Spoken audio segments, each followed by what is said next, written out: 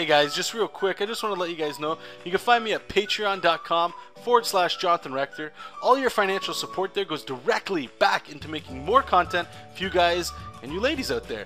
And remember, you can always cancel your subscription at any time. And if you are one of my Patreons, thank you so much. Your help gets me closer to making my personal comics and my dreams come to life. Seriously though, head on over there if you guys are interested, and anybody that gives any money at all, if it is something that you're interested in, you do get access to my pencil brushes that I use in Manga Studio 5EX for free, and there's 5 of those guys. So subscribe today if you're interested in it, share if you're not, maybe one of your friends might be interested in it. I appreciate all of it. Thank you again, and enjoy the video. Bye. Hello everybody, welcome back to Live Scribbles with Jonathan. You can check out my website and my work at jonathanrector.com. Just a little quick update on the website. My brother is able to hook me up and get it all straightened out, so I'm hoping for this weekend to have it all finalized and at least clean and easy to update. And just a reminder, the last thing I'll talk about for the website anyway, is besides the normal articles that I post from time to time, every Sunday I try to make it a habit of posting whatever artwork that I was able to post on Facebook and Twitter and all that stuff, just as a quick blog post, just so I know some people that like to just scroll through people's art blogs and stuff. I do it myself, and I wanted to have that on there as well, so you guys can check that out as well. And if you guys wanted to head on over to patreon.com/Jonathan Rector, any of your support, once again, greatly appreciated. And if you are a Patreon subscriber, thank you so much. Really do appreciate it. I'm having a lot of I'm going to start using Patreon sort of as like a test bed for the Castle Dracula comic that we're going to be starting once Worlds in Peril is finished.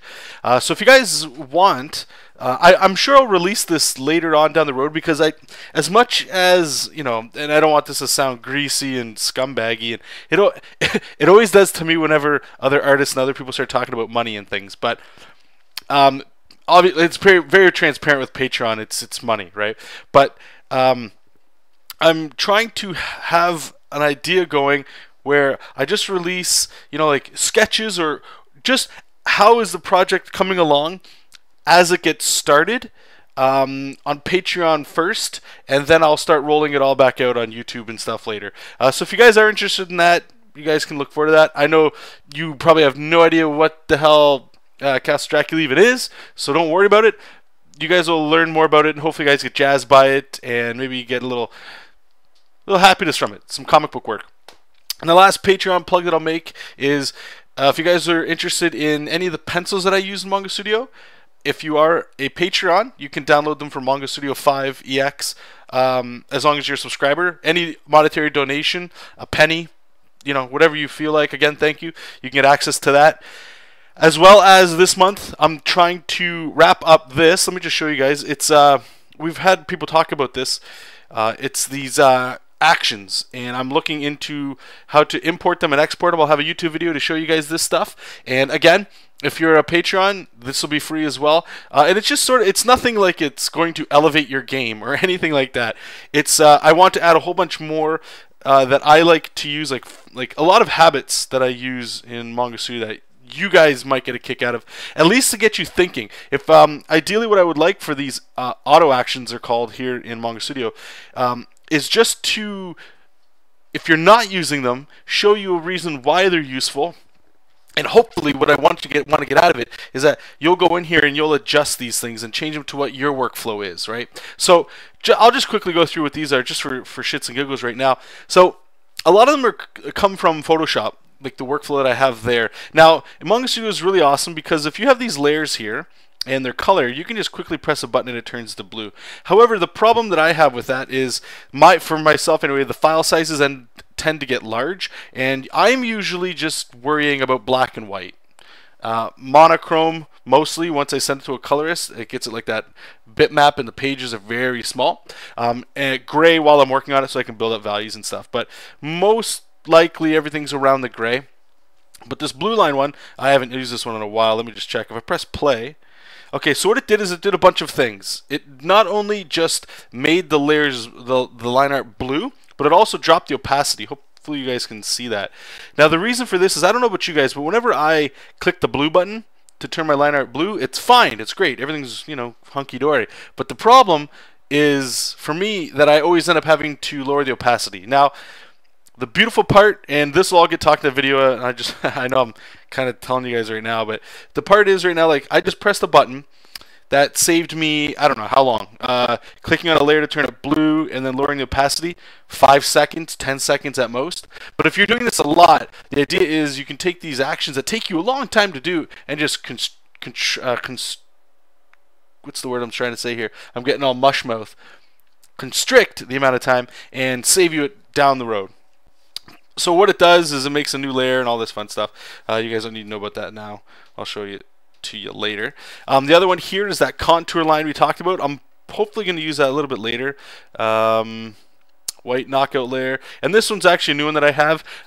If you're dealing with editors, this is actually a really good tool to have. And you could have it even if you're doing your web comics, or maybe you like to share your art online. I would recommend doing something like this. If you guys are anything like me, when I'm ready to share my art online, I'll have all these layers and stuff. I'll have to like, I file merge. I'm not even sure if you need to do that, but flatten the entire image and then save it. Maybe change the image size and all that stuff, and then save it out for the web. What this button does is I just press play. It's going to do some stuff here, and now it's shrunk. Now this here is the actual image. All it does is it basically flattens it, turns it to gray, so that I get rid of all my color if I want it to, and then saves it again as a 72 DPI image. Then I can just go file save. And it did all those things, you know, like merge layer, all this stuff, just like that with the press of a button. And that's really cool. That's really cool. So anyways, that will be up. I'm trying my hardest to get that to you guys by the end of January, and that stuff, from what I know anyway, will stay on Patreon as long as Patreon's there. So if you guys are interested, check that out. Now, to get back into what the show is, if this is like one of your first times, I wanted to say thank you to everybody that showed up during the pre-show. I know it was only like about 5 or 10, 15 minutes or so. It wasn't a very long one today. But I just wanted to say thank you to everybody that was here during the pre-show. I really appreciate you guys coming in, and the community that you guys give each other is awesome. The banter back and forth is always good. And if you are new to this, what the live shows are, if you follow my YouTube stuff and all that stuff I just throw out there, you know, just to share stuff and get feedback from you guys. But this show here is for you guys and you girls. So what I'm going to do is I'm actually going to open it up. I haven't done this in a little while, okay? So I'll put a little bit of pressure back on you guys, back on you cats, okay? What I'm going to do is, normally I would work on whatever projects we're doing that week, and then at the end of the show, we would spend about 10-15 minutes doing critiques for you guys, okay? But what we're going to do is we're going to just spice it up. This whole hour, I'm not going to work on this Worlds in Peril project here that we normally work on. I'm going to just open it up to you guys. So if anybody in the chat has a question, maybe you need help drawing something, if you need advice on something, if I can give it to you, I will do my best to do so. So please, in the chat, just ask in full capitals. That way I can see the question. And feel free to ask anything you'd like there. And I'll open it up to this entire hour. If you guys have any art that you'd like critiqued, by all means, please ask for the critique. Provide a link that I can download it from, and let me know what it is you're looking for. Just please don't spam stuff, and don't expect... Just don't be that guy. I talked about this last week, and I'm going to talk about this every week because we do get them from time to time. Is people that just want to post art just to post it. Please don't show me your art to try to wow me necessarily, or think that I can get you a job, because I can't do those things. This isn't the place to be doing this. Okay, just if you want to get better as an artist, if I can help you do that, or if you even give a crap about anything I'm saying, thank you for that, and I will try to help you out the best that I can with the resources I got. So thank you guys again. So Unsung is asking, I have a question, how to make a Manga Studio 5 preset from millimeters to inches. I'm not quite sure what you mean by that. What kind of preset would you need? What do you need those measurements for?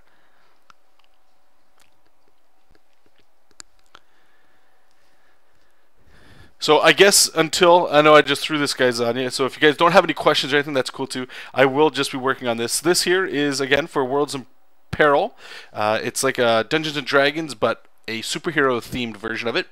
And these art pieces here will be used throughout the book, and you'd have things like this, like all your text would be in here. So if you flip the page, you know, you'd have all this text right here. These images are just used as placeholders to just spice up the pages.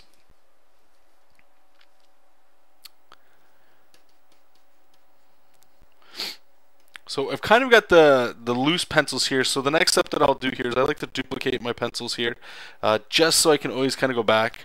And then we're going to go ahead and grab our kneadable eraser, get a nice big version of it, and just lightly erase this here.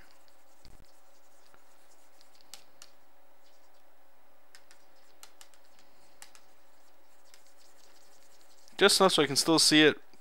But I don't need to totally erase it because we're going to do another pass of pencils over top of it here. Okay, so it looks like we've got a question here. Noah Comics is asking, John, do you have any tips for managing time with a super tight schedule? Excuse me. I have only like 4 hours per day to work because of school. So I can give you... I like to give you guys some real life stuff, just so, you know, take the transparency down and just to let you guys know that a lot of this is real, and hopefully the struggles you guys are going through, I'm still going through, and you guys can get a little bit, you know, like it's not like you're not at a certain level or something like that. So this project here, Worlds in Peril, I'm behind schedule quite a bit, and it's a couple of things. One is it's a massive project, and the timeline would have been fine, I think, if I was just doing artwork as my job. But because I have a full-time job, and this essentially would be, it's almost, to be honest with you guys, I'm doing, it's 2 jobs. I've got a full-time day job that I go to, and then a part-time night job. And it's very overwhelming, and it does add stress, because there's other people in my life, and people that I want to have be in my life that I don't have a lot of time to spend with because of this. And it's a catch-22 that I find a lot of people, not just myself, have, because we love doing this. Nobody would, I didn't take this just because I want the money and I'm out. You know, there's usually, I mean, there might be a part when you're first getting into this stuff where that is the case, and there's nothing wrong with that. If you just need the money, hey, if you're able to do this sort of stuff as a living, then take it, right? But this project was really awesome. There's a lot of reasons, I'm not going to get into it, why I really wanted to be able to do this project. But to answer your question, for me, I have a lot of success if I wake up early before I go to the day job. If I get up an extra 3 to 4 hours, even, like you guys have heard me talk, sometimes I was getting up at 3 a.m. Sounds crazy, but for whatever reason, 3 a.m. Felt fine for me. I wouldn't get headaches, and I wouldn't get anything like that I would normally get from waking up that early. Now, some other things too is after a while, sometimes I can't manage that, and that's usually due to the my full-time job that I have. It's a different thing. The job I have requires creativity mostly every day, so it taps a part of my brain that I need to come up with content. I need to come up with things, right? So when I come home and I have to do, let's say, make a comic page, and I'm right here just doing this stage where this is the stuff where to me, this is the thinking portion of the image, is I've already laid it out. Okay, everything's gonna fit in, all that good stuff. I had to think about all that. Then once we get to the part of just doing like the line art and the shadowing and stuff, it does require some brain power, but to me, it's not as intense. And you could be different. I know everybody's different when it comes to comics, right? Everybody's got their things that they enjoy doing. But to actually put down a schedule, I'm not the best person to be talking about or to give advice about scheduling. I do have some videos you can check on my channel if you're interested to check all that stuff out that I have talked about. But the biggest thing I would say is a routine. If you can find something that's a routine for you to do, I think you'll have more success at that than you will scheduling something out. Our good friend that comes to the show from time to time, Will Robson, the way he talks, I don't know him like in a reality way, so I can't actually say if he does this or not, but it sounds like he's pretty honest with this stuff where it comes to scheduling, and he has got a lot of creative ways. I'm not sure if he has any videos on his channel. But he goes into showing you like getting whiteboards and stuff like that and figuring out, okay, like definitely one thing is find out your due dates and try your best, try your damnedest to stick with them. There is a time, and a lot of people will say, you know, it's. I actually just saw this video, and if you guys had commented or seen it, that's great.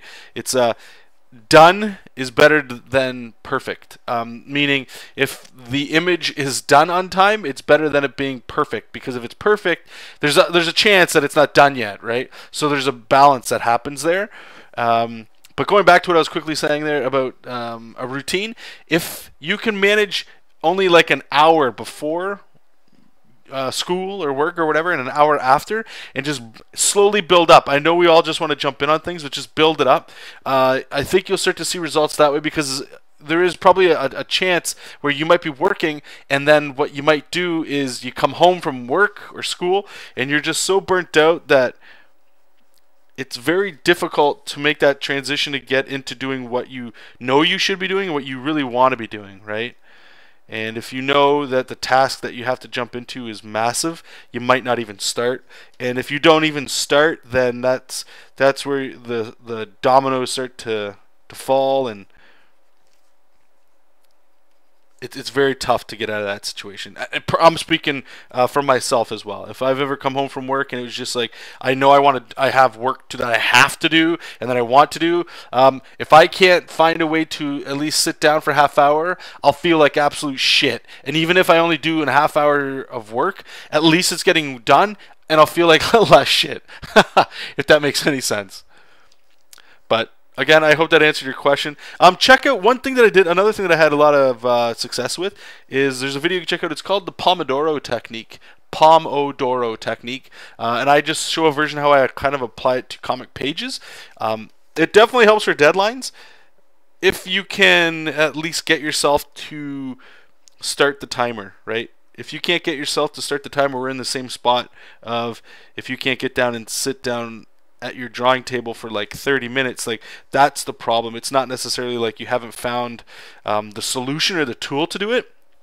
It's there's not that drive to go. Like if you've ever gone to the gym, I know a lot of people hate working out, myself included, even though I love how I feel when I do, and I get that rush where it's like, yeah, I'm finally gonna start getting healthy and all that. But like it goes away if you skip a day or two, right? It's kind of like I would always have it. I don't know if you guys have. You go to the gym, you'd never want to go, but if you ever put your gym clothes on, or if you even got in your car, or if you made that effort, okay, now I'm out of the house, you're more than likely you're going to enjoy the workout, or at least you're going to get it done, and you're not going to feel like you wasted a lot of time, right?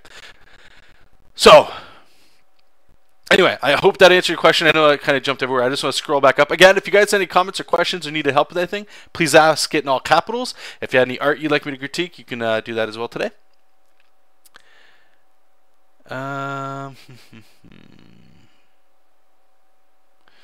So I think, Noah, you have the end till January to do 8.5 pages. Okay, so just to piggyback there on Noah's thing that he's talking about. So if he's got 8 pages, I mean, we can just do this together here. I'll show you. I mean, I'm hoping you've done this already. Okay, so our trusty calculator.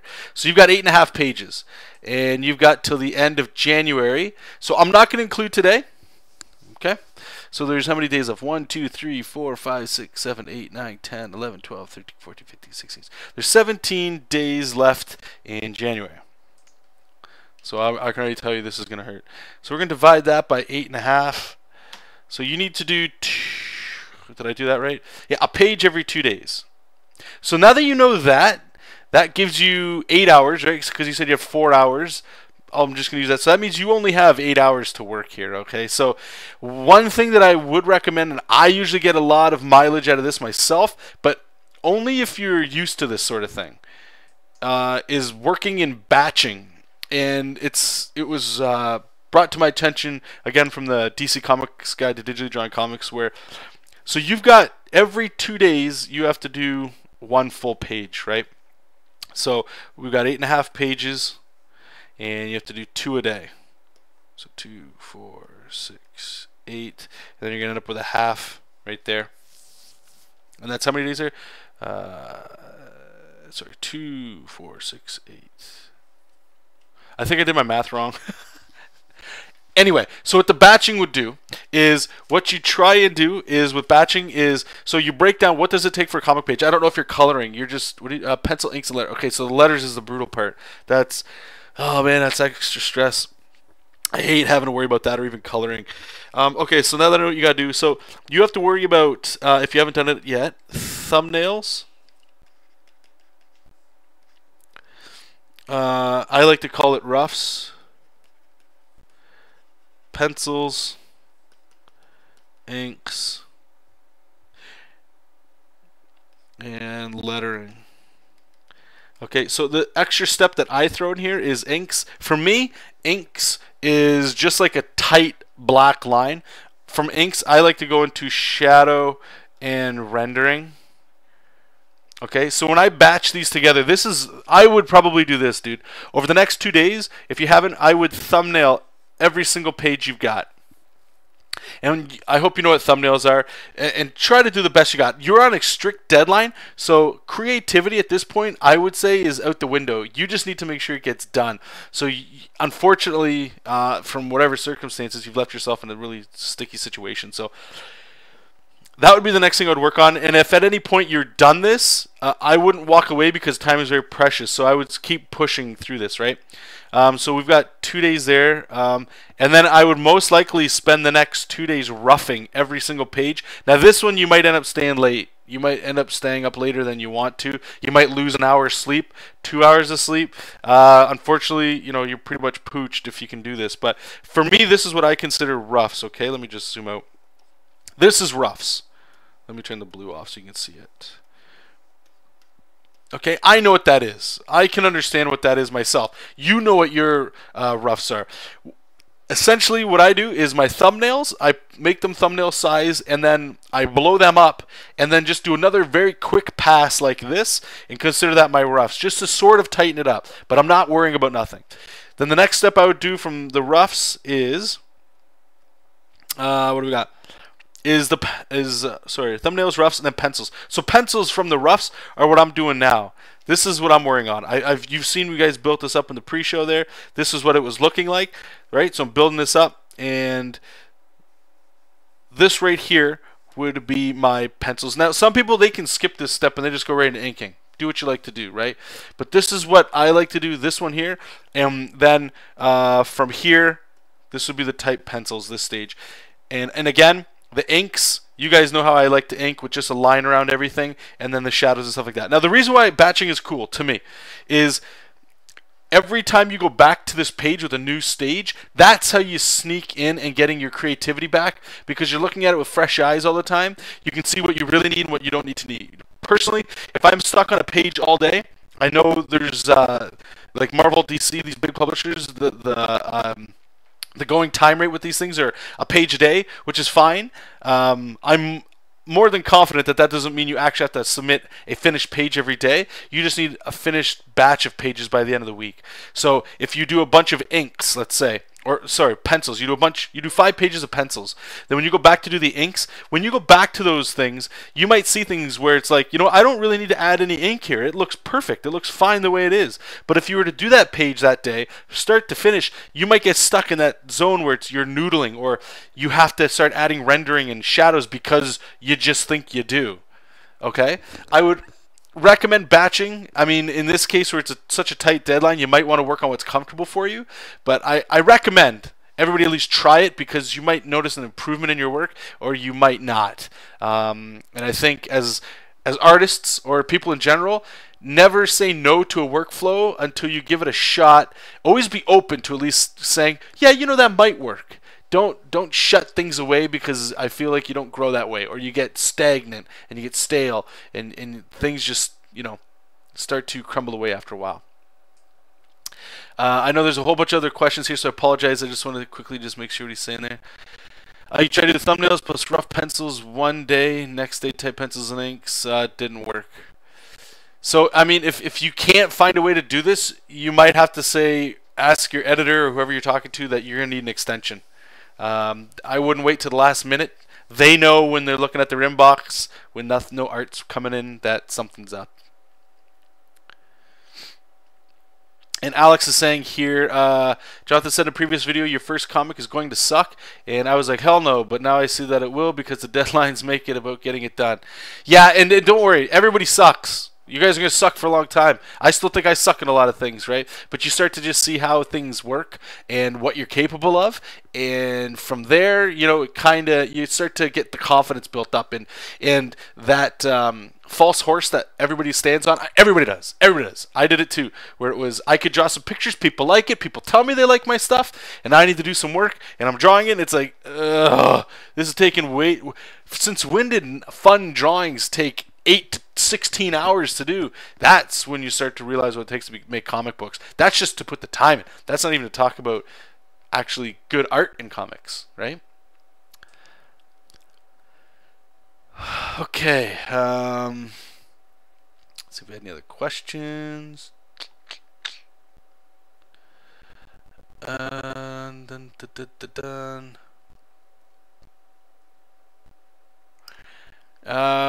Gutters. You're having trouble with gutters.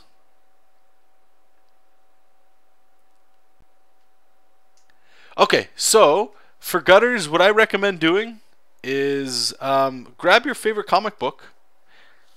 If you don't have a scanner, take a photograph and do that. Just copy what they use. That's honestly the easiest way. And I've done that for lettering. I've done that for just trying to learn how to draw and stuff. For me personally, I like Invincible. You guys can check that out. Just to show you what I'm talking about.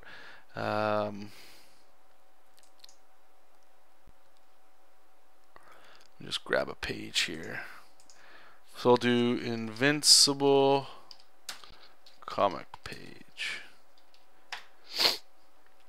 Try to find, if you can, something that's like a higher resolution. It doesn't have to be perfect.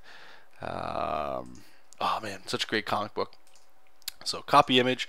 I'm just going to put it in here so you guys can see what I'm kind of doing here. Alright, so again, this is a comic, Invincible. I recommend everybody read it, especially if you like comic or superhero comics. It's amazing. Right, so what I did is I did something that was similar to this, where I would make a new layer or a new document, 11 by 17, like it should be. I bring in a comic page, and then we just transform it, right? And as you can see, I don't know why I think, oh right, because the file I'm using right now, this isn't 11 by 17. This is done for the Worlds in Peril stuff, but the idea is the same. So I would just do this, right? Like bang, break it out. 11 by 17 is the comic page. 10 by 15 is your safe area, which means nothing will ever get cut off when it goes to the printer, okay? That's all that really matters, is the 10 by 15. How close and how far you can kind of get out, it depends on which company you go with. But this is what I do. So I would have this, and then I would actually just get a piece of paper, and you can write down the measurements between these if you want. Manga Studio is amazing. You can lower the opacity here, make a new layer. It's been a while since I've done this, so I apologize here. Click ruler, frame. You can do this right here, rectangle frame, and it's got all the dimensions you need.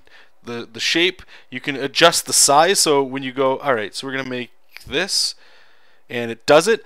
Do those line up, and as you can see, it pretty much does, right? The mask's turning on there. But anyway, but that's how I did it. And you can actually go away and go back if you wanted to do like the Manga Studio 4 way, where you're actually like carving out these panels. But that's the easy way that I figured out to do it myself. So give that a shot, see if that works for you.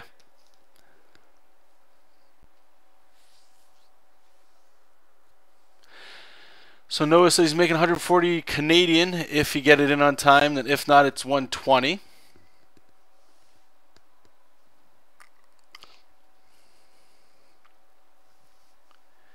Yeah, I mean, you're doing way too much work for that kind of pay. To be fair, I just want to put this out there. I'm assuming this... I don't know how many comics you got under your belt, Noah. You can let me know how much you got. But you guys would be surprised the amount of art or comic projects you can get where this isn't anything new, but people would say, like, oh, just do it for free. All the exposure you can get, it works out for everybody. And I think there's some merit to that when you're first starting out. but like some merit. I still believe you could be spending your time just Google searching. Like if you want to work for Marvel or DC, you could just Google search like I don't know, Spider-Man script and just do 12 pages of that at your own pace, and knock out some really effing sweet art, and you're going to learn so much from that. Deadlines will teach you how to get around situations, I find. They'll teach you how to creatively problem solve, and it's something for me anyway, I'm always doing this. I always have to find creative new ways to get around hitting deadlines myself, besides just doing the work. Obviously, just doing the work is the easiest way, and it's the best way. If you had to feed yourself off that money, then it might be a little easier for you. So maybe that's the trick. Go balls deep into freelance art and hope for the best on the way out. It's pretty It's pretty sucky, but yeah, even $10, or I don't know how much that breaks down. $140. Yeah, it's. But anyway, to be absolutely honest with you, Noah, if this is your first comic, you could probably, if this is stressing you out, bud, you could just walk away. Just tell the guy this isn't for me. Unless you absolutely need the money. I'll be honest with you. There's lots of projects I walked away from. If there's one thing I can say from my own experience anyway, is the projects that are going to get you work with companies, I don't necessarily like. They might care if you have published work, right? But in today's age, you could most likely just do a webcomic, let's just say, and that's published. You can print it out. Like if you're winning awards and stuff, if you're at that level, this is a whole different conversation. At this point, I think just working on your own stuff is all you need. Until you come across projects that are like, we're paying good money. Then take those and, so you can learn the team structure and what it's like to work in a group.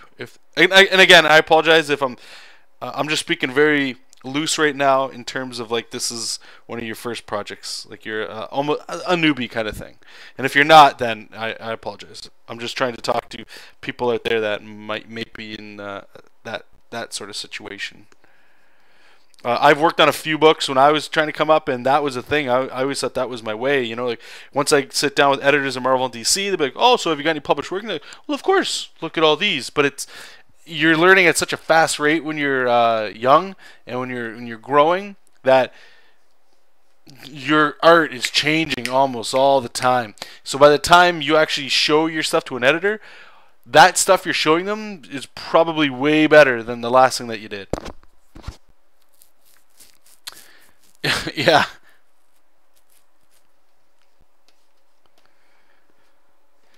So this character here, he's kind of like an Iron Man kind of dude. So he's got a lot of this like funky armor going on, and this is sort of a mistake I did. I brought this over.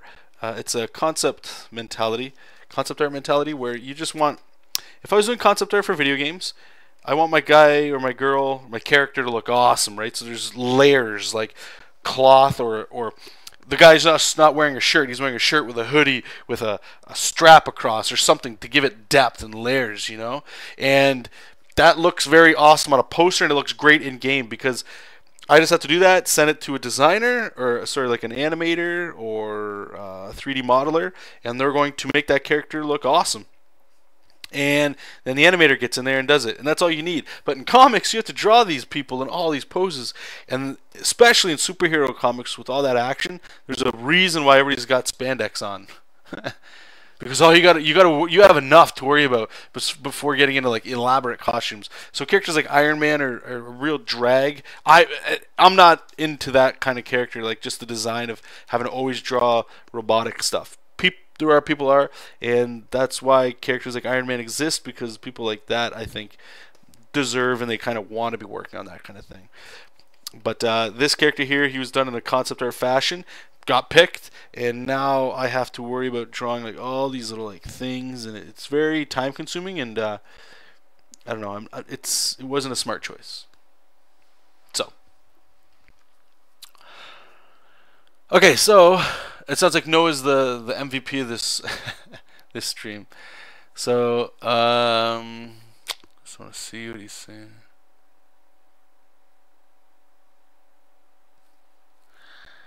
Noah saying he doesn't need the money, but he spent quite a bit recently on a computer.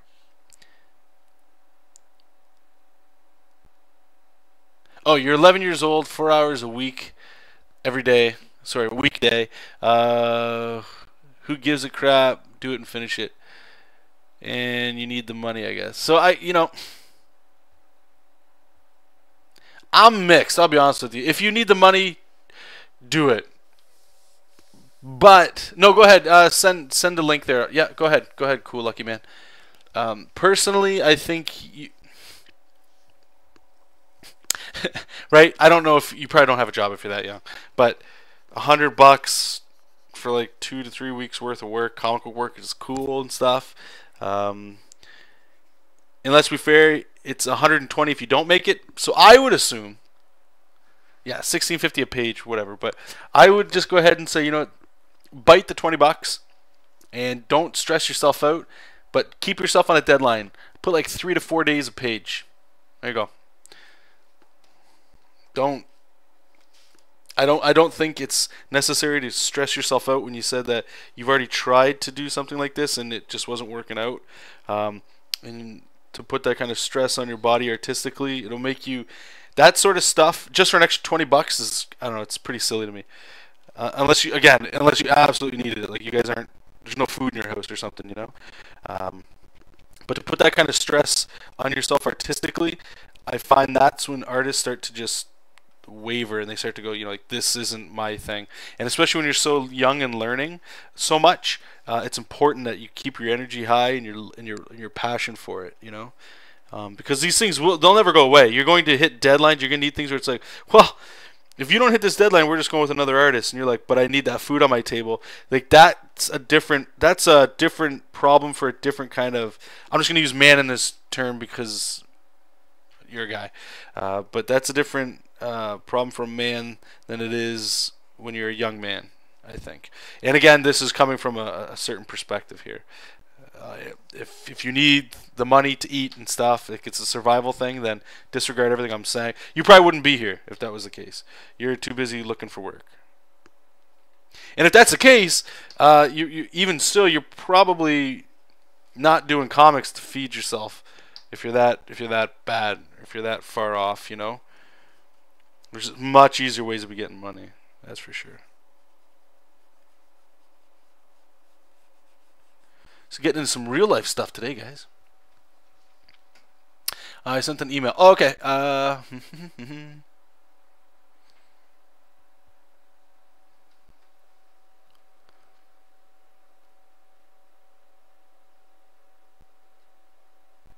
Yeah, everybody here's got your back, bud. Just do what you gotta do. You're making comics, so you're one of us. We're going. Okay. Okay, so the problem here is unblock. Why are you blocking this? Drawing critique proportions. Top of head when looking down. Okay.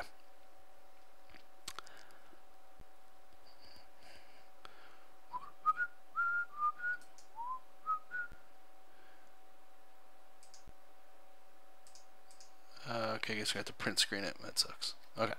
Print screen. Okay, so let me just save this up here.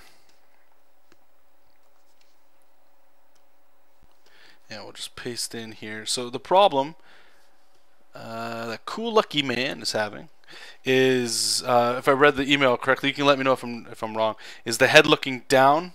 I'm assuming this guy you want that like intimidating throne kind of look, like he's looking up from under his brow, that cool villain kind of pose, if that's what you're trying to do.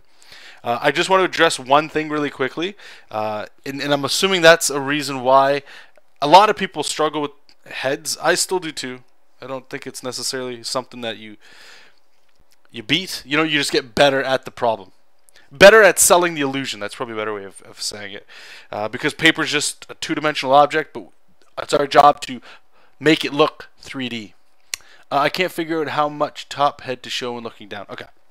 So the problem I find most people have when they do this stuff is when we learn to draw, everything's usually like a person standing up, 3/4 looking at you. Maybe you get brave and you'll try to draw the back, or the back 3/4. Good luck.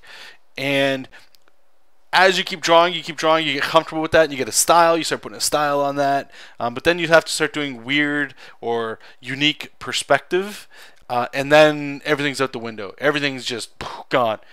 And the reason for that is either you need to keep researching and looking at artists that will teach you different things. And it's always a fundamentals thing. It's always fundamentals. That's always a problem that happens here. So I'm going to show you the head. I just want to address really quickly why I'm bringing that up, because the perspective on this character is wrong, which does affect the head. Okay, so you've already got the perspective down here, so I'm going to go ahead and just continue to draw this. Let me just get my pen here. We're going to lower the opacity. So I'm going to use the perspective you have down here. It's around there, right? So because of this, it's safe to assume that the horizon's probably around here. Okay? And we're just going to put some more perspective. That's the perspective that you've given yourself. And let's go ahead and draw this throne. You kind of got this like sci-fi kind of throne. When I do perspective work, I like to think of whatever's in front of us first, and then we can start to put what's behind it. So you've kind of got this kind of throne thing going on. So we can just redraw this over here, right? Because it's a box this guy's sitting on.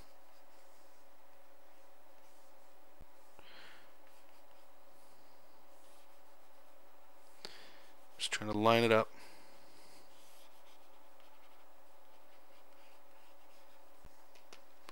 Right? And let's put the back of the throne here. Going to need another perspective that this perspective point I don't think was thrown in. So I'm going to just do a real gross throne here, just so that you can see what's going on a little bit better here. Okay. So we've got this throne action here. So you can see right away some of the problems that happen is, like, if you look at the elbows, they're off, right? This elbow should be higher. But then you get these other things that happen, like the biceps go off. It's the exact same pose on both sides, but this bicep is here, this bicep goes up. But this tricep goes under it, and here the tricep goes above it. So it's just little things like that. All you need to do is just keep conscious of that. And the reason, like, and then if you look at the knee, like you got the kneecap up here, and then you've got the other kneecap down here. And I'm wondering if it's just because he's trying to lean forward, but even if that's right, like that leg would kind of come back in like this. Okay. Now the reason why this is important is because if you can understand this, if you can break down, again, I always tell you guys this stuff here, break down the shapes that you have into cylinders, cones, and what else we got? Triangles? Is it cylinders, cones, and squares? That's it. If you can break all that stuff down into here, it theoretically takes a lot of the pain away. And it's very hard to do this stuff. But when you have this, the head starts to make sense in the perspective that you're able to give it, okay? So, knowing all that, let's turn all that off. Let's draw some heads here. So I think it's fair. I believe, I think there's a guy named, if you guys aren't following him, there's a video that just came out last week, I believe. I can never pronounce his name. It's like Reich, R-E-I-Q. He does a lot of, I don't want to say it's adult artwork. You can go to his site and pay for naked anime girls. But a lot of his work I like. It's beautiful stuff. And he has a video that shows head construction, and it's almost like an Andrew Loomis way. So I'm going to show you what he did, my take on it, but you guys can kind of understand it in case you didn't read Loomis, or I don't know how you guys learned heads. Everybody has a different story about how they learn to draw. So we'll do the 3/4 because everybody does it just straight on. So you start with the circle, right? But you have to divide it. So it's 3/4. So I'm going to draw the front here and then the dash, just so you can see it in perspective. Now this line here is your brow, okay? It's your Some people put their eyeball on that line. Some people put the actual eyebrows. It's up to you. Do what you like. Everybody's got a style. Everybody has something that makes sense to them. Use what you like. I like it as the brow myself. Then we need the line that goes down from, if you touch the middle of your forehead and you just draw like that pretend straight line, down the middle of your nose, down the middle of your lips, down the middle of your chin. That straight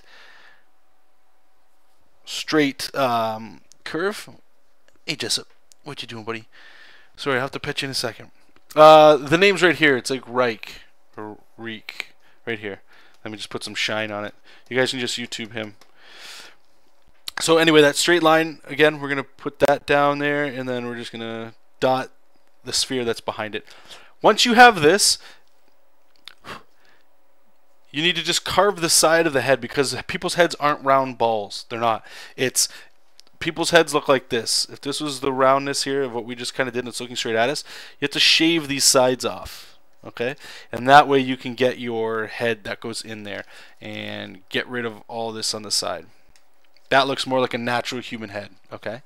So even though it's a sphere, you have to kind of figure it out. And I don't know the actual math for this. I know there is. I don't like worrying about that now, but just sort of feel it. This line right here is the middle of it. Okay? So you're just sort of putting a line in there, and what this line does is this brow line that hits the side actually straightens here, okay? So it's like a flat surface. So let me just erase it. You can kind of see what's happening here. Now you just carry this line straight down, carry this line straight down, this line straight down. This line here becomes your jaw. It goes into your chin, and it connects into that. And then from here in the center point, that would be this line right there.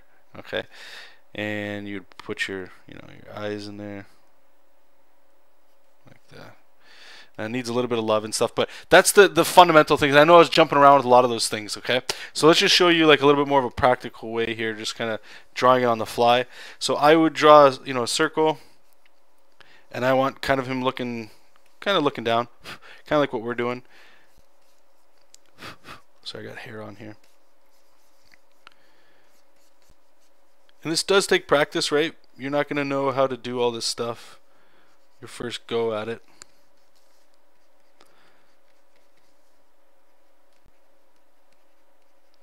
And just rough in where things should go.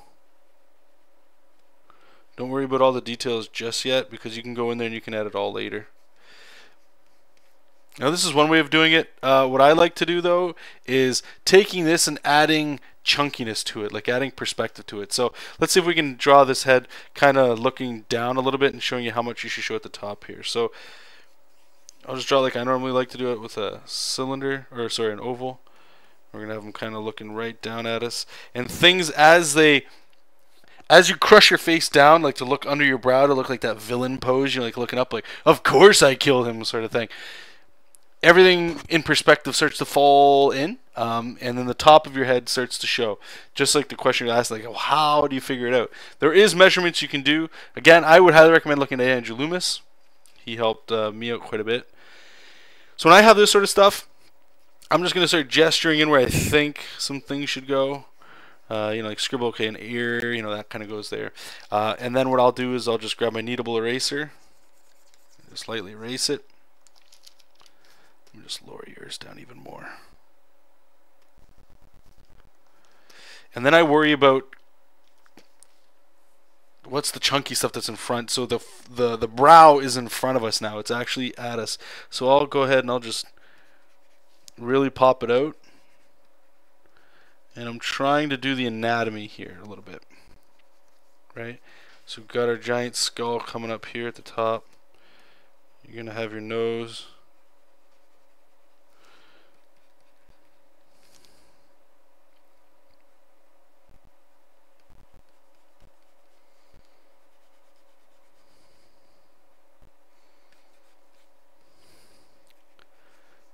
Just worrying about where a lot of your stuff is kind of going.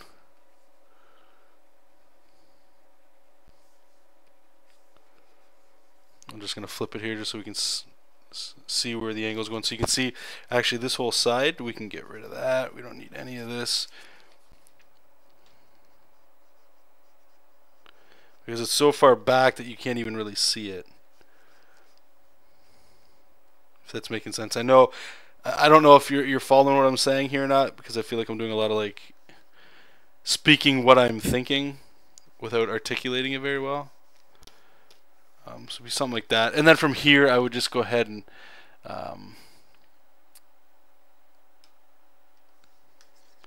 erase it again slightly, and then you can go in there and do all your like tight line work, you know. So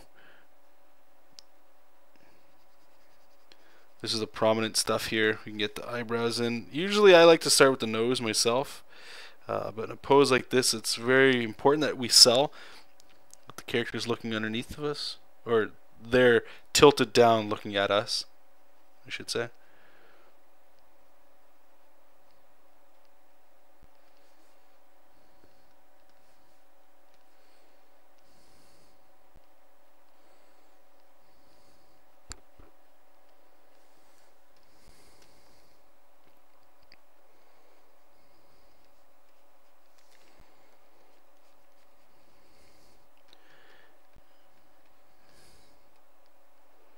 You could make a straight line of the nose if you really wanted to. More of your style just kind of comes in while you're doing this. But the idea to always remember when you're doing this stuff, guys, is always remember your perspective. Yeah, I know this is, and I didn't really address it too much, but it's just remember your perspective, right? So this head, again, if you were to just think about it like a cube in perspective, just to keep it simple here, okay? So this is the top of his head, and he's looking down at us like this. George Bridgman shows this. It takes a little while to understand it, at least it did for me. But this is the idea. So when you see things like this, you kind of start to put it together in your head. So this line right here would be the brow. That goes back here, which would be the ear. And you divide that in half, and this would be where the ear's falling, you know, and this is your jaw kind of coming out. But this whole side of your plane of your face, right there's the side that's underneath of it. But this right here is the brow. Your nose will go into there, and then your mouth. It's a weird way of thinking of it. Like, I know this is like, I feel like this is kind of backwards. Like, I'm not really explaining it very well. And I know I'm not, but it's just trying to figure out how to break down this. So we got a ball. We know he's looking down. He's really extreme. He's way down here. We need to shave off side of the head.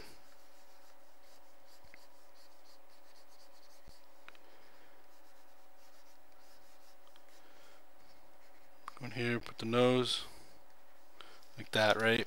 Let's just go ahead and erase it again so you can see a little bit better.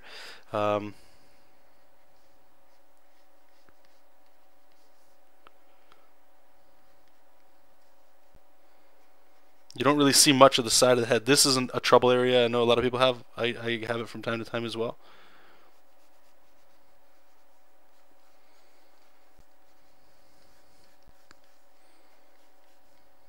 Okay.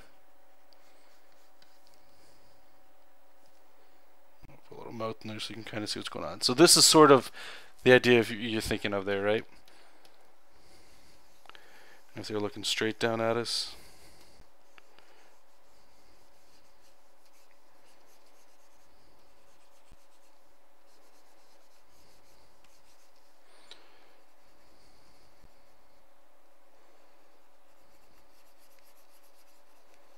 You almost don't even see the jaw at this point.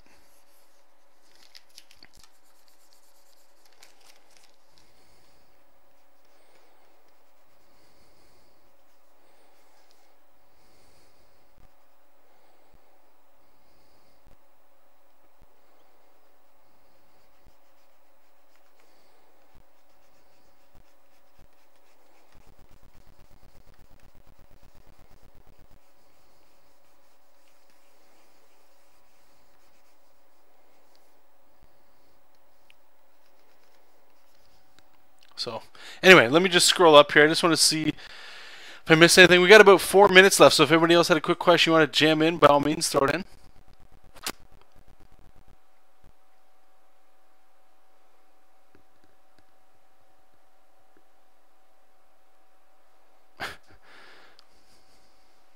Loomis is amazing, yeah.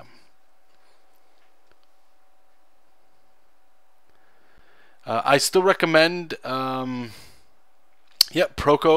Proko. He's got a phenomenal channel. The book that I always recommend, the anatomy book, is Figure Drawing, Design, and Invention. Let's write it down here while we're talking. Figure Drawing. Horrible writing here. Design and Invention by Michael Hampton.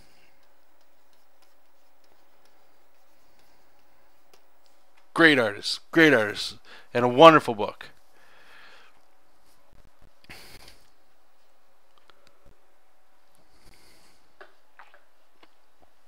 Is there a way to measure? Yeah, if you look at the Loomis way, he'll show you.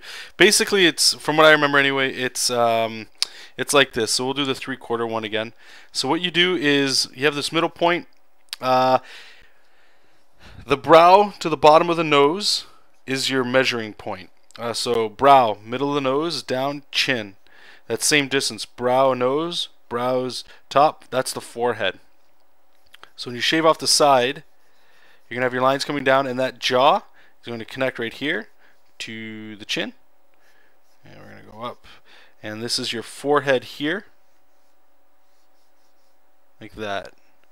And it's funny because when you cut it off, you can see right away what's what and where things are lining up. This is at least what I remember anyway. And you can carve in this way as well, like that, so you can get your forehead in there. And your mouth would always fall in there. I think you might even be able to bring this one in. I'm not sure. So to measure in the perspective you need it to, if he was looking down, I think it's the same. I could be wrong, but you know, it's a little different here. So from here to nose, from here to mouth, from here like that. You might even be able to bring it up to expand it a little bit. I could be wrong though. So this is going there. We're going to find at the top of the head here. So that's going down to the chin.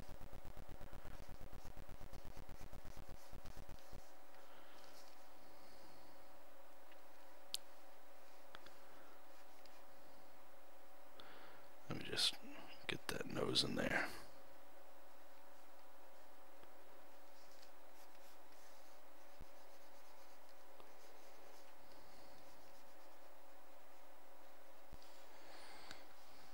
I'm pretty sure that's what it is. I mean, it does feel wrong. It feels like I'm crushing a lot of things in there, but I remember feeling like if objects were getting crushed, then it was probably right, because I'm not used to it. I'm trying to have things have room.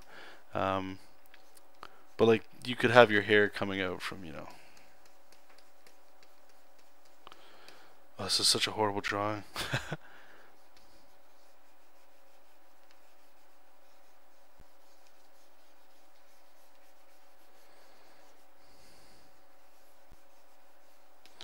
But yeah, I would check out Loomis. I think he's got a phenomenal thing, and I think some people provided some links in the chat as well. But I guess about wraps it up, you guys. So I wanted to say once again, thank you everybody that stopped by. I had a blast today. Tried to spice it up a little bit differently. Excuse me. Next week we'll be jumping back into Worlds in Peril. Since we're talking about deadlines and stuff, mine's rapidly approaching. So we're going to be getting back on that bandwagon. And I'm trying to think if there's anything else. Not that I can remember. Just what I brought up in the beginning of the stream, in case you guys weren't there and you didn't hear that one. We're going to be getting some more stuff for all my Patreon subscribers, and some more videos on YouTube and stuff, talking about actions and things like that. But until next week, you guys, I can't really think there's too much to bring up. I think we got it. We got it. But anyway, like usual, you guys, keep reading comics, keep making comics, and I'll see you guys next week. Bye.